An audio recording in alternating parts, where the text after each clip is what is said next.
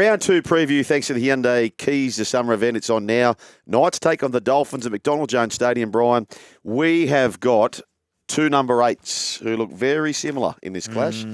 Daniel Safidi and Jacob Safidi. They do look alike. It's a big game. I wonder if they've ever played against each other at junior rugby league as well. Probably not. I hope there's a stink. Yeah. Wouldn't that be good? I've gone for the Knights. Now, I'm keen on the Dolphins to make the 8, as I've told you before, but I'm going for the Knights purely on the back of home ground advantage and that left side. Yep. The left side attacking. Bradman best. And that's where South got him. They got Herbie. Yep. Herbie was in all sorts. Too much paintbrush for Bradman last week, though. He didn't really. I know. He didn't cut it enough, did he? No, he didn't. Nah. He had his overalls on and he just did. Yeah, it was a little bit. Not enough terps. Not enough terps. It was a bit slippery on his hand. That's right. So I've gone. Not a lot of confidence. I've gone the Knights. What say you? Yeah, I'm with you. I'm pretty similar sentiment. The key matchup. Holy dooly. The number ones. Kalen Ponga and Hamiso Tabuai-Fado. We'll have this call on SEN2, by the way. Yeah. It's the Dolphins' 50th game in the National Rugby League. Oh, well done. Yeah, well done to them. What about Fletcher Sharp? Yeah. 7 tries from his last 3 home games. Yep. Whew. He got the 4 that day. It's a little. He did. That's a bit, yeah. So we're thinking he's going to. I know we've got a bit of a ban with the Dylan Brown. Yep. But at this stage, it's going to be Brown and Sharp in the halves. Could be. Well, I have to think so. Warriors and the Seagulls, Brian, they go their first 4 weeks, the Warriors. Yeah. They'll play in, their first 4 games, should I say, they'll play in 3 different countries. The next 2 are at home. Yep. Andrew Webster, some say he's rock solid and he's stuck with them. Some say stubborn that he's stuck with them. How do you read it, Brian? I feel that he's loyal. Yep. And he's given them 1 crack, which is fine. I've got no problem with that. I still think Tamare Martin might sneak in. He's listed as 18th man. So I've gone for the Manly Seagulls. How could you tip against them when you saw what they did in that first 40 minutes? Well, it won't be the same. That won't be the same. It won't be the same, but I'm still going for... My concern, Brian, my concern that I have for this match is Metcalf and Chanel Harris-Tavita. How are they going to get any field position versus Daly Cherry Evans? And the other concern is for all Warriors fans... Last year they lost Sean Johnson. They lost Tohu Harris. They lost Adnan Fanua-Blake. They also lost this bloke. I know. All I have to do is pass the ball. One of the journos asked me, how does it feel to steer the team around? I'm not steering nothing around me. I'm just following the ball and making sure I get it to Tommy or Cheers at the right time. It's hard, though, because I got Cheers, Brooksy, and Tommy. They all want the ball. Yeah. So they're all screaming, we have an overcall. I won't say what it is, but we have an overcall. And all 3 of them are calling the overcall at once. Yeah, we love it. He got a standing ovation too when he came off, so he's becoming a cult hero. So he's back playing against his old team. Manly Seagulls for me. The Bald Eagle. Yeah, they've got some troubles on their edges. You got Tane Tuapiki, who hasn't played a lot of wing on one side. You got Ali Leotawa, who hasn't played too much on the other side. So that's my concern for them, and they are brilliant on the edges, the Manly Seagulls. I know a lot of people are tipping the Warriors to fight back here. I'm pretty keen on the Manly side 13. to win pretty comfortably. 13+. Luke Metcalf needs a big one against Daly Cherry Evans. Panthers take on the Roosters at CommBank Stadium. Yuck. The Panthers have won 10 on the trot against the Roosters, and this time, no Radley, no Spencer Leniu, and the Panthers say, we might get a bit of Brian Tottle back into our diet. He comes back into the side. However, I think it'll be close to what most people think, and because... CommBank's a skatey sort of surface, isn't it? Last week, Dolphins and South, not a lot of points there. I think Penrith will win, and then next week I'm back in the Chooks top 8, but I think it's going to be closer than you think. Great matchup, Dylan Edwards versus James Tedesco. Yes, I'm not as confident that it's not going to be a bloodbath. I don't think the 21.5 is going to be enough. Really? No. They'll wear them down. It might be half-time, it might be okay, but they're just too consistent this mob, and I think they'll run away with it. Ooh, okay. What do you think about this, right? Do you remember? I worry for the centres. Now, I love Mark Nwanganitawase, love him. But being a centre in the NRL, it's a huge responsibility in defence. They kept going to him last week. They had a lot of joy. If they can get Billy Smith back, now he's named. I don't know whether he's fit, and they can put Marky Mark to the wing. That's a much better looking defensively side, I feel. I agree. Can I ask you this? And the other thing in defence, so you are somewhat of a liability as a half, typically in defence, because you're a smaller person, usually. Yeah. What did you make of Sandon Smith and Chad? Well, you can't get a good read on them because they were just getting dominated through the middle. Yeah. So I thought Sandon Smith tried really hard. Really hard. So can I throw this at you? I think the Chad keeps going sideways a bit. I want to throw this at you. Throw it at me. So right in my face. Do you remember last year where Cronulla went down to Melbourne and they beat Melbourne 25-18? Yep. Daniel Atkinson was a new half. Yep. He was in the halves. They played in attack. It was Atkinson with Cam McGuinness. I do remember And that. in defence, Cam would defend in the middle and Brayley was defending in that half position. Yep. What I like about that is they went down there kind of going, we're not going to be a weaker imitation and copy what you have, which we don't have. I would love for Robbo to go, okay, well, look, Sandon Smith and Chad, is that going to beat Penrith? Nope. Go and roll out 7 forwards. You put Sandon to 7? One of them. Take your pick. Only issue there is then kicking game. Kicking game. Take your pick, though. Like, I just think... We got to have Chad then. Well, take your pick. But just do something different. Otherwise, you're going to turn up to CommBank Stadium. They're going to beat you by 20 or 24 points. Yeah. And we've sort of read this book already, right? Do something different. Don't you think? Yeah, no. Well, they have to. And they're not going to match Penrith's intensity after what I saw the first round. No. They do. I've been saying this all off-season. They've got to change the way they play. The Chooks. Well, that might be a way to... They can't be going like... We saw the Rabbitohs, a little right foot step. Yep. That was pretty handy. That was handy, but if you go watch that back, I know. Gemet Shibasaki flies up. He just had to stay in the line. But anyway, Dragons of the Rabbitohs, Brian, WIN Stadium. So the Dragons had a crack at home at Cogra, didn't work out for them. Now they go to WIN Stadium. Rabbitohs, they do not have Jack Whiten in this one. No Jackie Whiten. I've gone for the Dragons. I think the Dragons will have a tough week. Or would have been yesterday. Tuesday's always the flogging session. Yeah. So you could see Flano was very, very upset with that, with their errors. I expect them to be victorious in this 1-12. Okay, over the Bunnies. Yeah, I'm pretty keen on the Dragons here. And I reckon they're going to target Humphreys. Yes, they're going to really target him in defence. They're going to go after him. Yep. Do you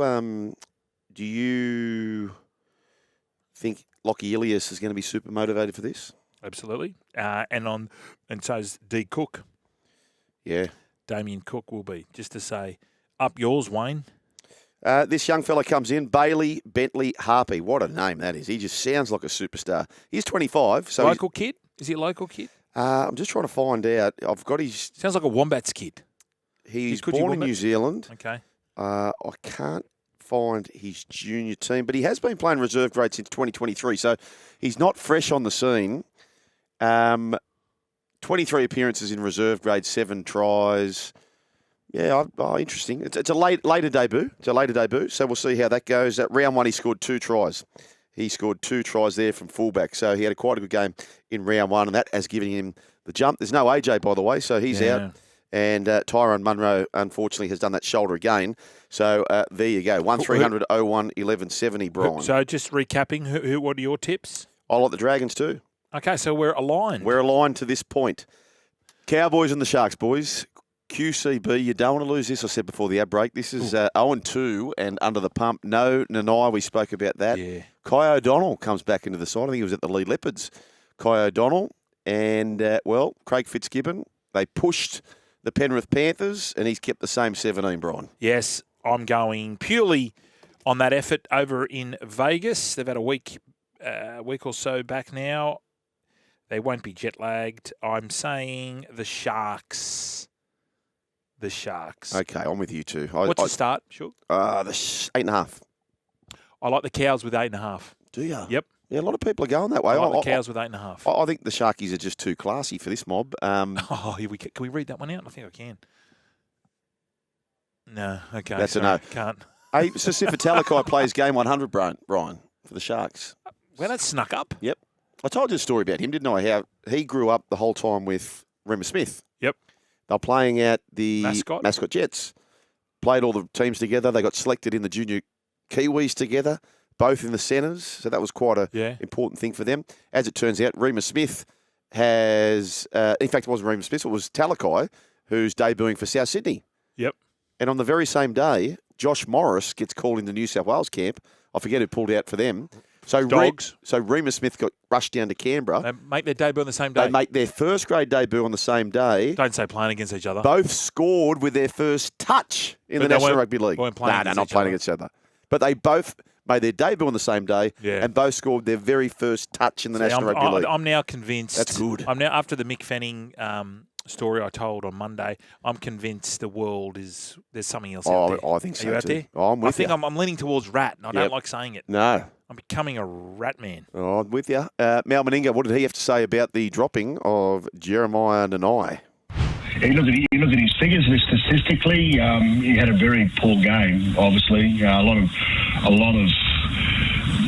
line breaks come through his side. Him and Tommy, weren't the best. Tommy's the captain, as we all know. So I think he's making a statement type. I think that's fine. I think that's a great way to kick off after such a performance. He's making a statement. One of his better players. Listen, that wasn't good enough. That standard wasn't good enough.